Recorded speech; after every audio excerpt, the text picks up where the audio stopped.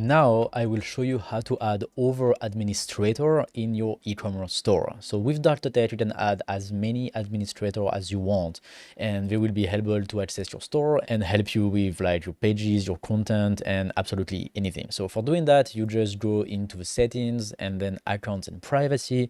And when you're here, you click on access user lists. So at first, there is only you at first, and then you can add new administrator by clicking on the add new button here.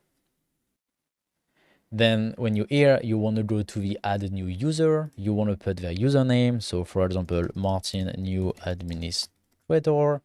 You want to put their email address, Martin new administrator at gmail.com. Oops. And then there will be an administrator and you want to add a new user. Then here we go, you can go back.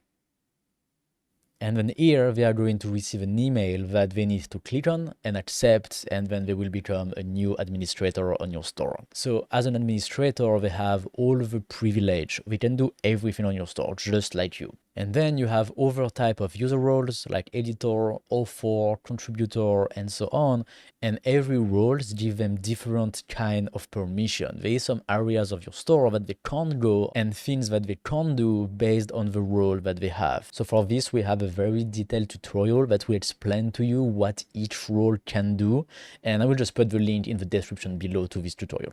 And if you want to change the role of someone, you can just click on the little box on the left here and then change role to, and then you can just assign a new role to this person. Then just click change and the person will have a new role which will give him new permission. That's it for this section on roles and adding new administrator. Now let's go to the next one.